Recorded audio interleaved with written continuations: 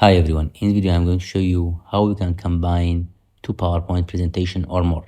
I have this two PowerPoint presentation. I open this one, double click on it, go to insert, new slides,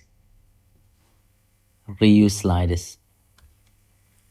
Here click browse, go to the destination, for example it's on desktop, scroll down, this one, select it, open. You see here we have 4 slides. Keep source formatting. If you want the same format, just keep source formatting, and for example I put here, but we have to check keep source formatting. Okay, good. Now close this one and you can delete this one. If you found this video helpful, please like it, leave a comment and subscribe. Have a nice time.